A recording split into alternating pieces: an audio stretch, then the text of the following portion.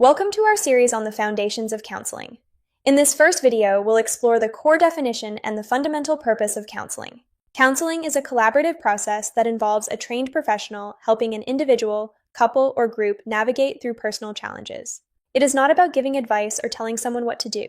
Instead, it is about empowering clients to find their own solutions and make informed decisions. The primary purpose of counseling is to facilitate personal growth and mental well-being. It provides a safe, confidential environment to express feelings. It also aims to help individuals develop effective coping strategies for stress, anxiety, and life transitions, fostering resilience in the face of adversity. At its heart, counseling relies on the therapeutic relationship, a bond built on trust, empathy, and mutual respect between the counselor and the client. Understanding this foundation is crucial before we move on to the importance of planning in our next video. Welcome back.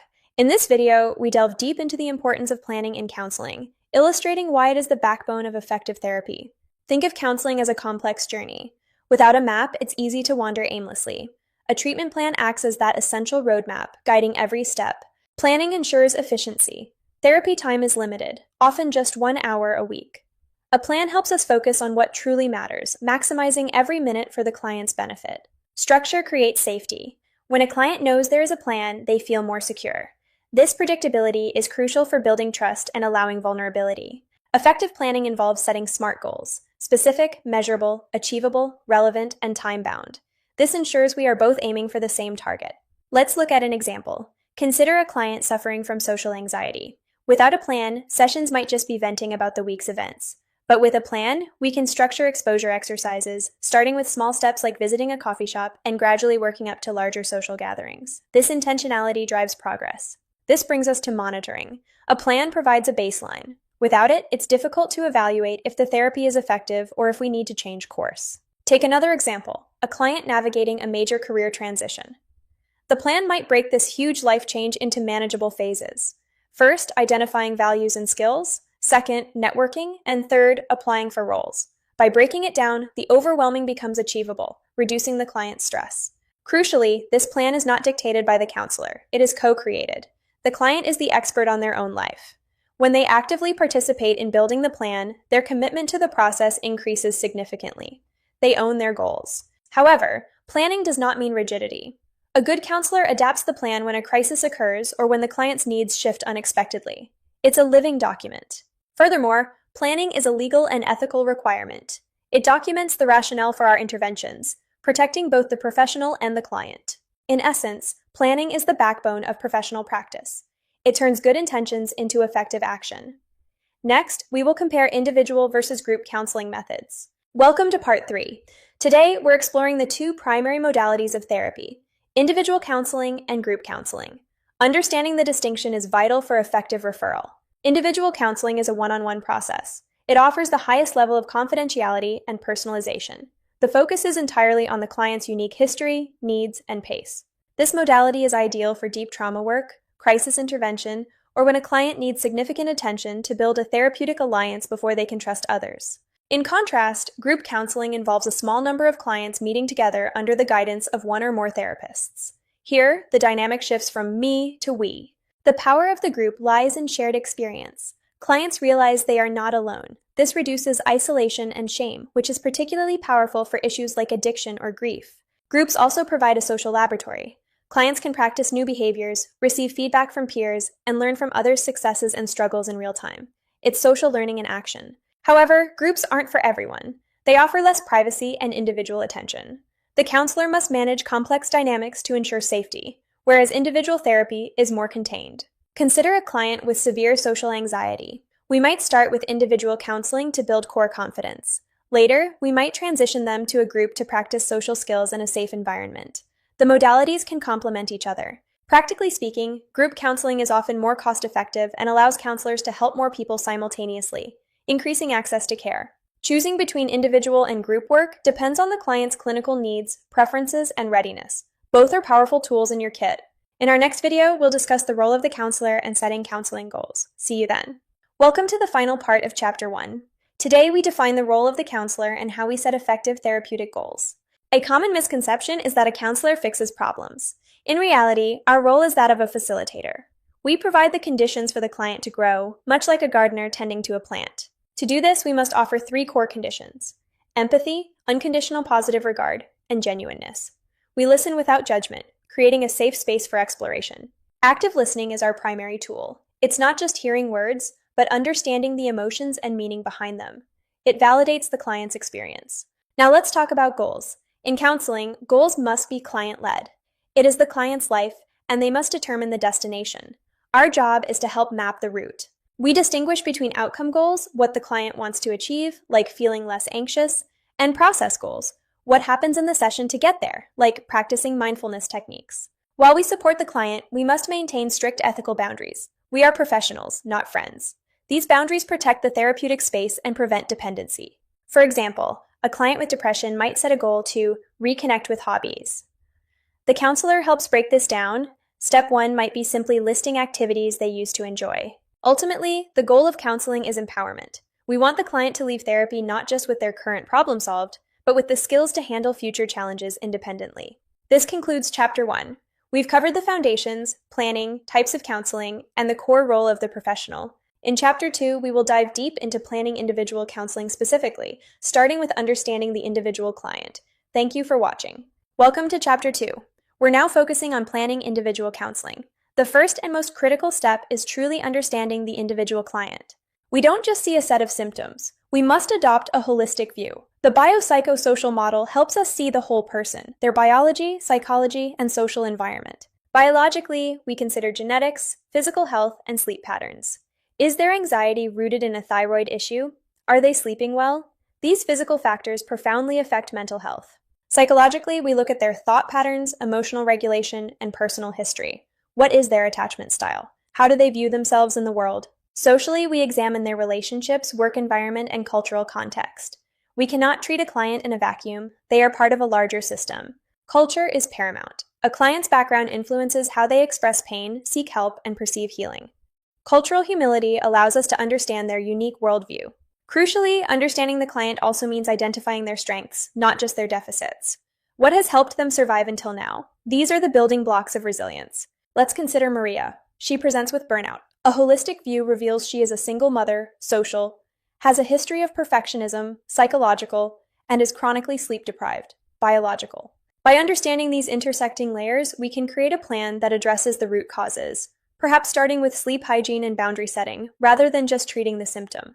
To plan effectively, we must see the full picture. Understanding the who comes before the how. Next, we'll discuss needs assessment and active listening skills to gather this vital information. See you in Part 6. Welcome to Part 6. Once we understand the client holistically, we must conduct a thorough needs assessment. This is the bedrock of any treatment plan. A needs assessment identifies the gap between where the client is and where they want to be. It can be formal, using standardized questionnaires, or informal through conversation.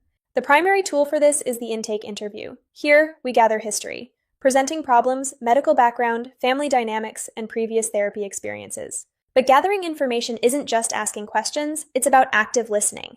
This means being fully present. We use a framework called OARS. OARS stands for open-ended questions, affirmations, reflections, and summaries. Open questions invite stories, not just yes or no answers. Affirmations validate the client's strengths. Reflections act like a mirror, repeating back what the client said to ensure understanding and show empathy. Summaries pull together the threads of the conversation, checking accuracy and helping the client see themes they might have missed. We also listen with our eyes.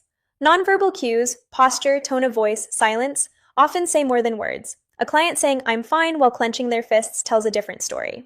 Imagine a client sharing a painful memory. Instead of jumping to a solution, we reflect. It sounds like you felt incredibly alone in that moment. This validation builds the trust needed for real work. Through assessment and listening, we build a bridge to the client's inner world. Only then can we begin to structure the counseling sessions. In Part 7, we'll discuss exactly that, building trust and a safe environment. See you there. Welcome to Part 7. We've assessed the needs, now we must create the container. Today we discuss building trust and a safe environment. Research consistently shows that the quality of the therapeutic alliance, the bond of trust between client and counselor, is the strongest predictor of successful outcomes. Trust is everything. Safety starts with the physical environment.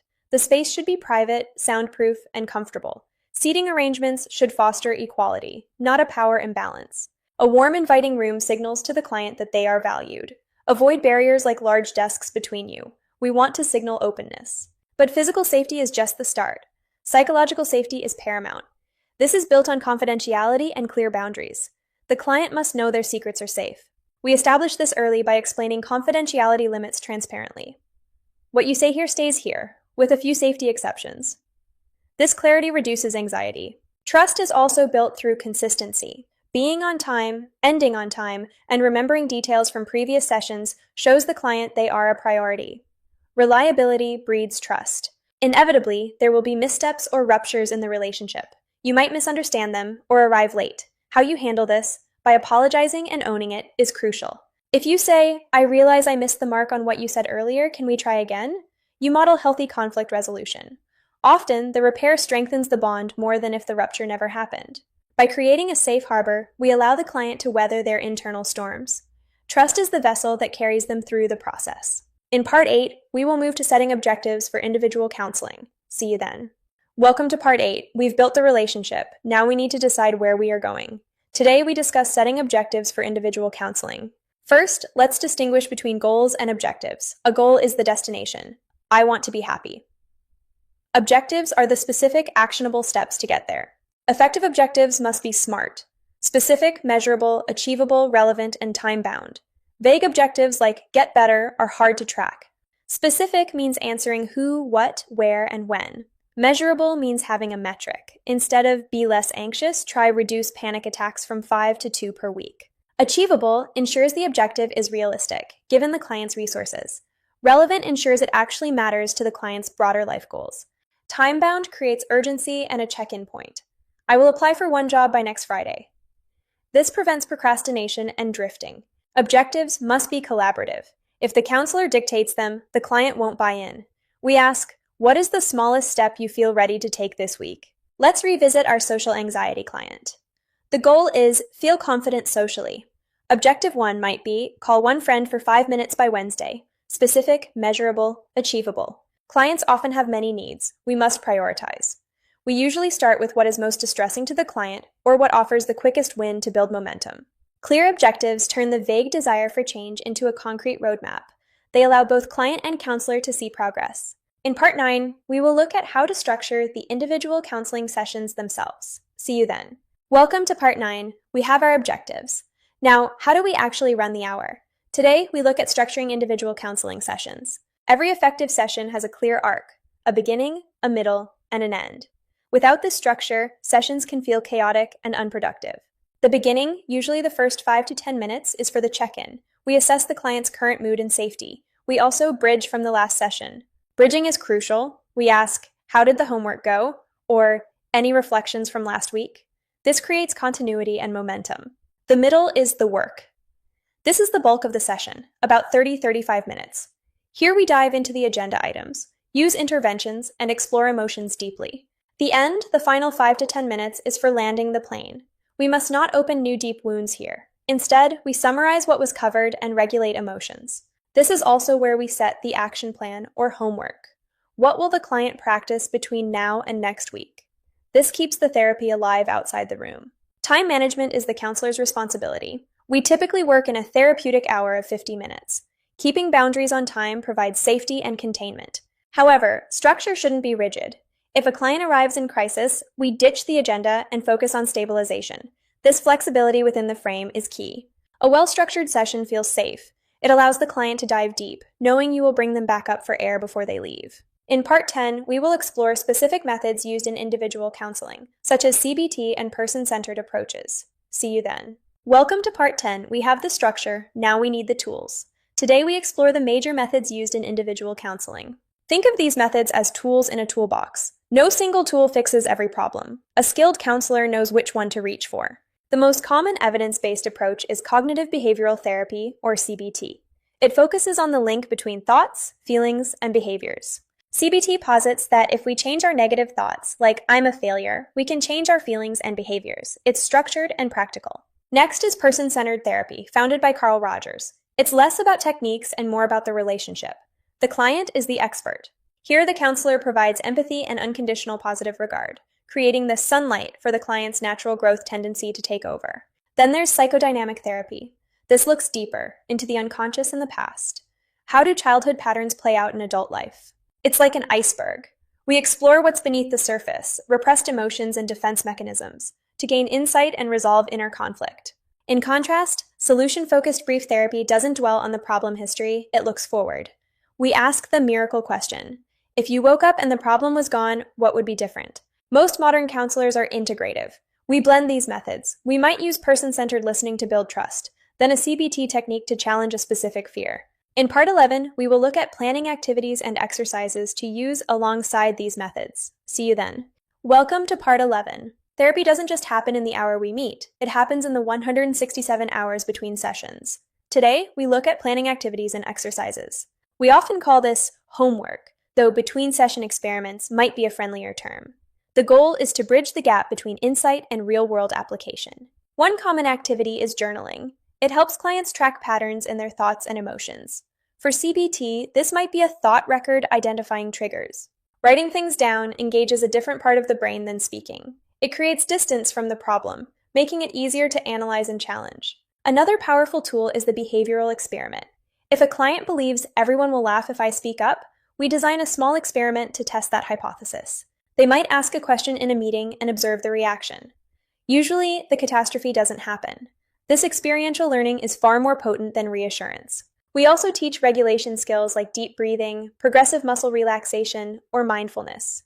These are tools for the client's back pocket during high stress. Practicing these in session first is key. We don't just say go relax, we guide them through it, ensuring they understand the mechanics before they try it alone. Crucially, we invite rather than assign. We ask, does this feel manageable? If it's too overwhelming, they won't do it, and guilt will hinder the next session. Finally, always review the homework. If you forget to ask about it, the message is that it wasn't important. Reviewing it reinforces the effort and learning. In Part 12, we will discuss monitoring progress and adapting the plan. See you then. Welcome to Part 12. We have a plan, but is it working? Today we discuss monitoring progress and adapting the plan. This is where therapy stays dynamic. Without monitoring, we are flying blind. We need to know if the client is moving towards their goals or if we are just chatting pleasantly but aimlessly. We use various tools. Some are formal, like symptom questionnaires, e.g. GAD-7 for anxiety. Others are subjective, like SUDS, subjective units of distress scale. Asking, on a scale of 0 to 10, how anxious are you right now, gives us a concrete number to track over time. It makes the intangible tangible. We also do verbal check-ins. How do you feel we are progressing towards your goal of X? This meta-communication keeps the alliance strong. A formal mid-therapy review is crucial. We pause to look at the map. Have we reached the milestones? Do the goals need to change? If progress has stalled, we must adapt. It's not the client's fault. The plan might be wrong. Maybe the goal was too big, or the method doesn't fit their style. We pivot. If CBT journaling feels like a chore, we switch to art therapy or mindfulness. Flexibility prevents the client from feeling like a failure. We also normalize regression. Healing isn't linear. A setback isn't the end, it's data. It tells us what triggers still need work. Finally, we celebrate wins. Acknowledging small victories builds self-efficacy. Look how far you've come from session 1. In Part 13, we wrap up Chapter 2 with ethical considerations and ending individual counseling. See you then. Welcome to Part 13. All good things must come to an end, including therapy. Today we discuss ethical considerations and how to end individual counseling well. Ethics isn't just a rulebook we memorize for exams, it's a mindset. It's about consistently asking, is this in the best interest of the client? A major pitfall is dual relationships, being someone's counselor and their friend, boss, or customer.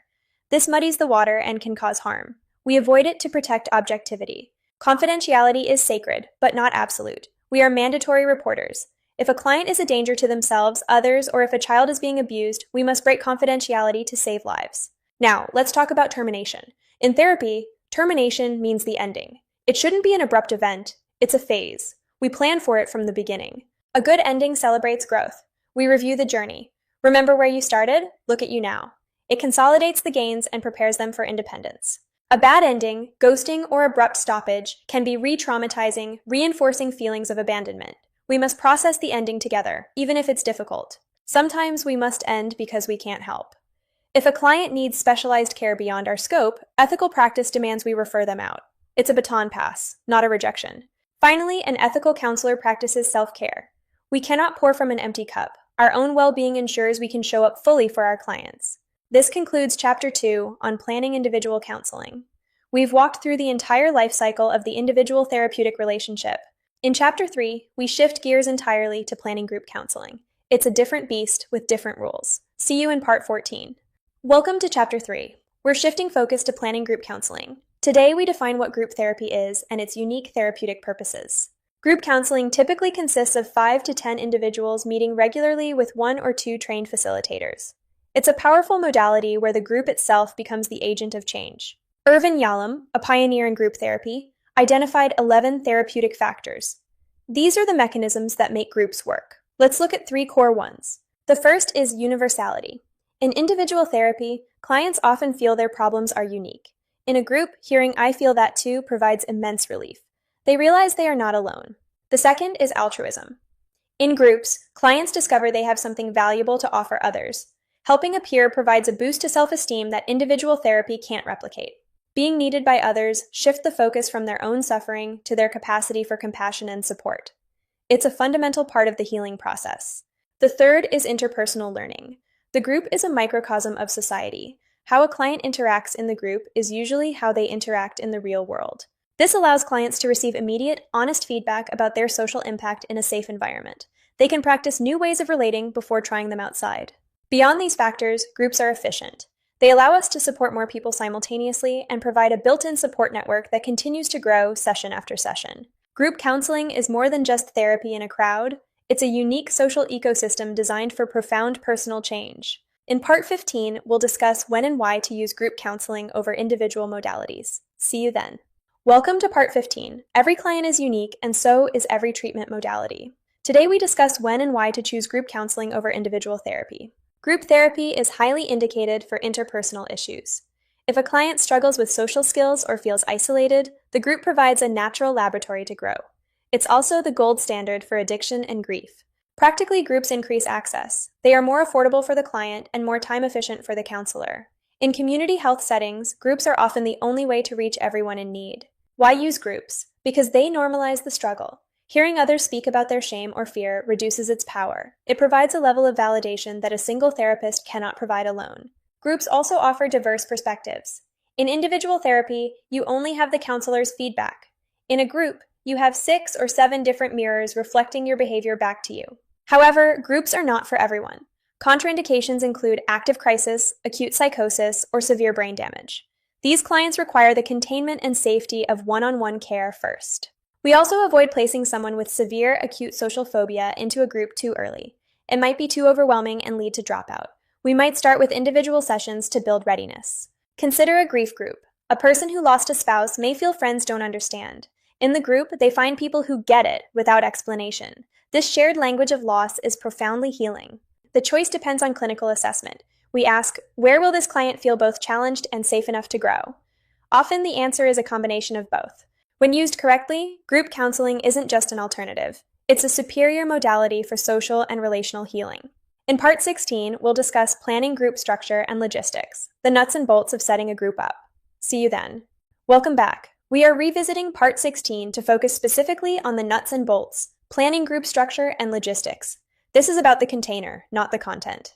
The first major decision is structure, open or closed. An open group allows new members to join anytime. It maintains size but challenges cohesion.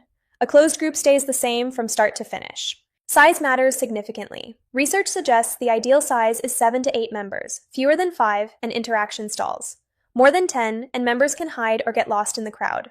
Consistency creates safety. Groups typically meet weekly. Unlike the 50-minute individual hour, group sessions need 90 minutes to ensure everyone has airtime to share and process. We also decide on composition. Homogeneous groups, e.g. all trauma survivors, bond quickly. Heterogeneous groups, mixed ages, issues, offer a richer microcosm of the real world. Logistics includes screening. We must interview candidates to ensure they have the capacity for group work. We are building a balanced team, not just filling seats. The physical setting is symbolic. We sit in a circle so everyone can see everyone. We remove barriers like tables. This openness encourages vulnerability and connection. A key logistical rule is no subgrouping. We ask members not to socialize outside the session. Relationships must happen in the room so the whole group can process them. Think of logistics as the frame of a painting. It doesn't distract from the art, but it holds everything together. A solid frame allows the messy work of therapy to happen safely. Now that we've built the frame, we can move on to selecting and forming the group in Part 17. See you then. Welcome back. We have the logistics in place. Now we need the right people. Today we discuss selecting and forming the group, a process that begins long before the first meeting. Selection is an art. We look for members who are motivated to change and have the capacity for interpersonal connection. They must be willing to give and receive honest feedback. Equally important is knowing who not to include.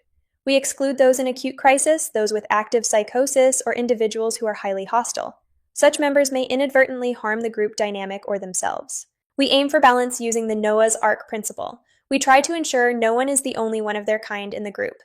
Having a peer with a similar background or struggle accelerates safety and bonding. Once selected, every member undergoes a pre-group preparation interview. This is our chance to build an initial alliance and set clear expectations. We explain that the group isn't a lecture. It's an interactive process where they are active participants. This demystification reduces initial performance anxiety.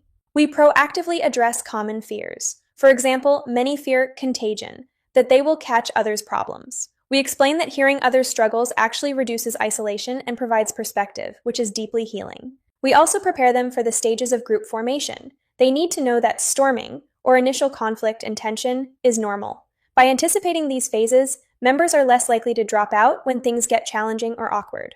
Knowledge is the antidote to impulsivity. We establish the ground rules: absolute confidentiality, regular attendance, and a no subgrouping rule.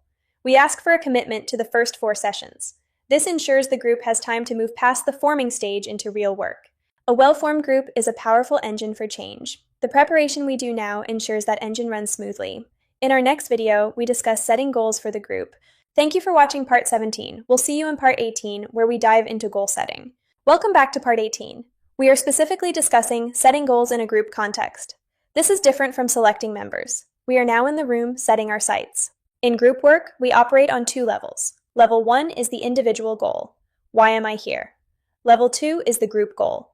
What are we trying to achieve together? For example, in a social anxiety group, Sarah's goal might be to speak without blushing. Tom's goal might be to ask someone on a date. These are personal. But the group goal is collective, to create a supportive laboratory where we can practice social risks safely. Everyone must buy into the shared mission to move the boat forward. We also set process goals. These define how we treat each other. Examples include, we will be honest about our feelings in the moment, or we will support each other without judgment. This leads to the principle of mutual aid. I achieve my goal by helping you achieve yours. When I support your bravery, I build my own confidence. We rise together. The first few sessions are often spent negotiating these goals. The leader asks, what do you want to get out of this experience? And how can we help you get there? Sometimes goals conflict. One member wants advice, another wants just to be heard. The group goal becomes learning to negotiate these needs respectfully, a vital life skill in itself. Clear, shared goals act as a compass. When the group gets lost or stormy, we look at the compass. Are we still moving towards what we agreed on? Now that we have our destination, in Part 19 we will look at the map, designing the group session structure. See you then. Welcome to Part 19. Today we bridge the gap between planning the whole group and planning the individual hour. We discuss designing group counseling sessions. Like individual therapy, group sessions have a clear arc. But with multiple people, the transitions between the opening, the working phase, and the closing must be even more intentional. The opening phase, the first 15 minutes, sets the climate. We do a brief check-in. The facilitator's goal here is to identify common ground or themes that link the members together today.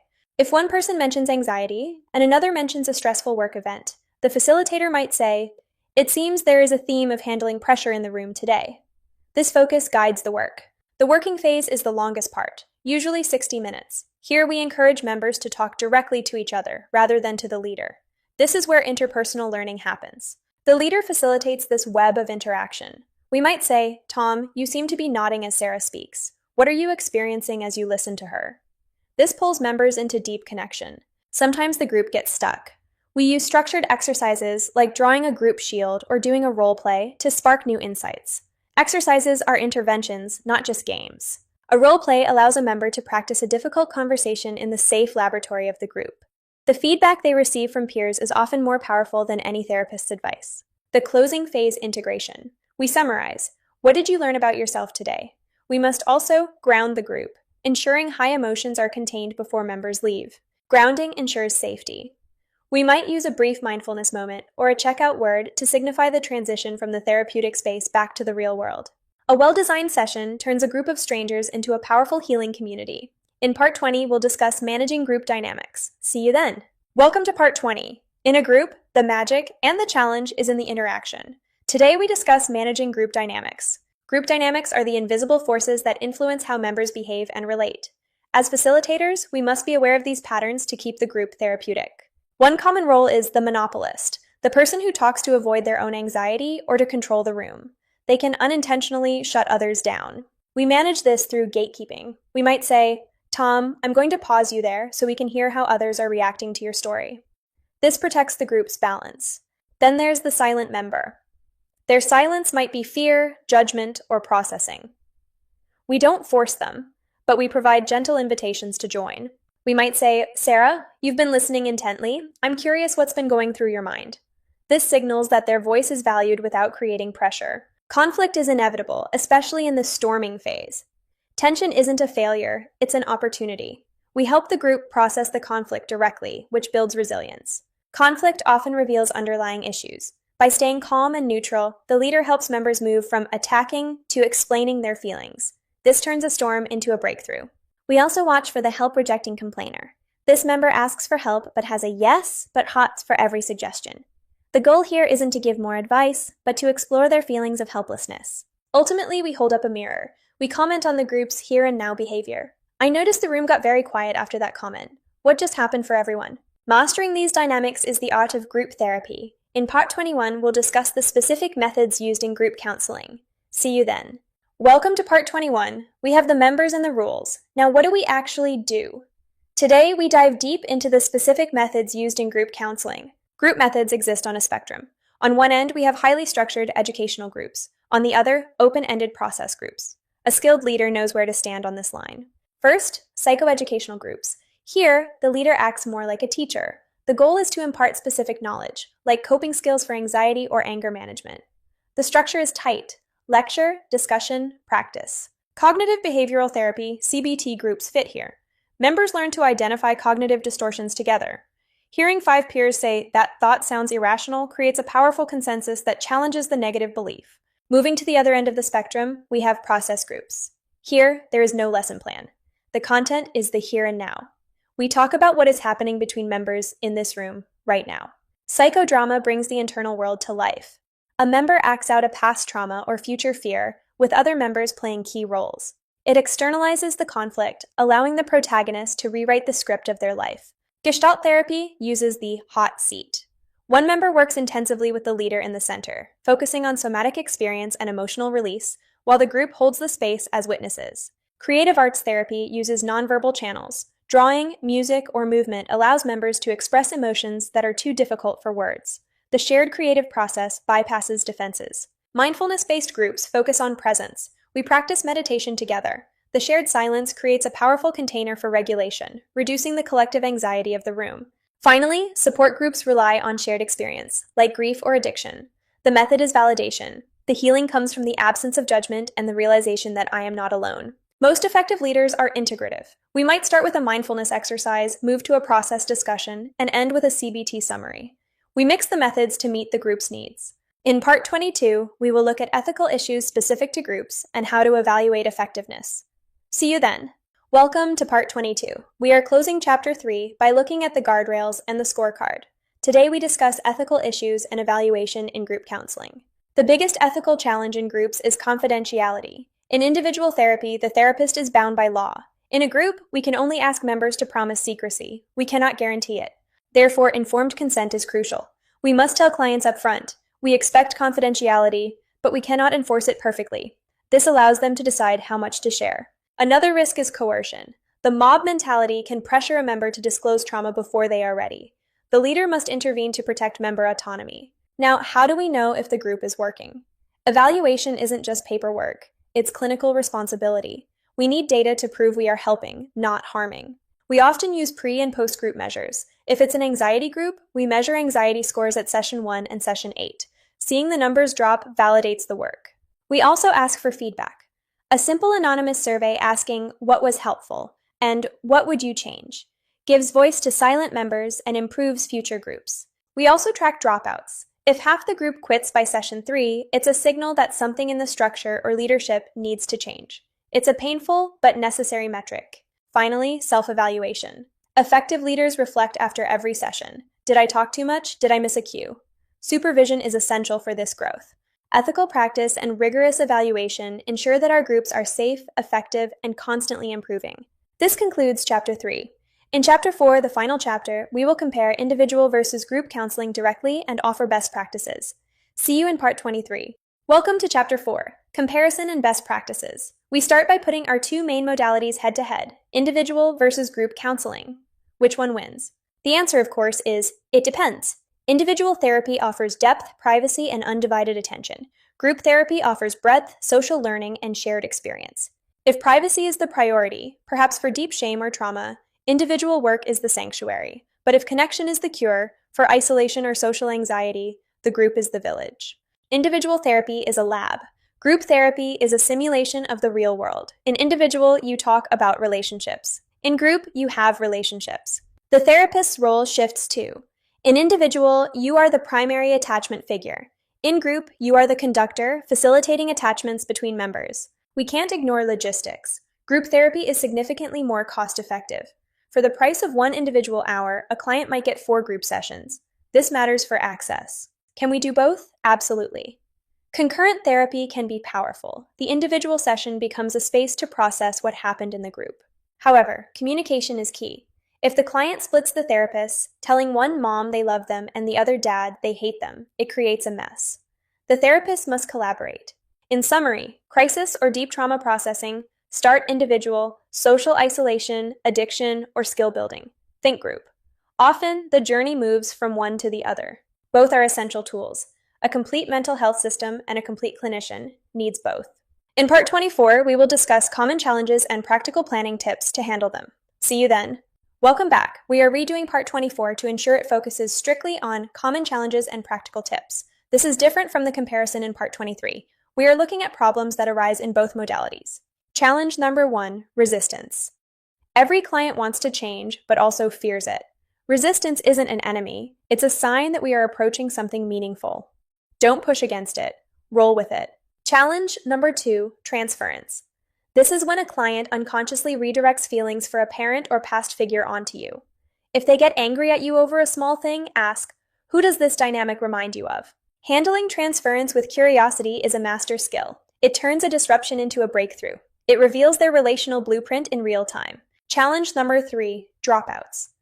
Clients leave. Sometimes it's unavoidable logistics, but often it's avoidance of pain. Always try to conduct an exit interview. It's vital learning for you and closure for them. Now for practical tips. Tip number 1, documentation. If it isn't written down, it didn't happen. Good notes, like SOAP notes, protect you legally and help you track clinical patterns over time. Tip number 2, supervision. Never work alone.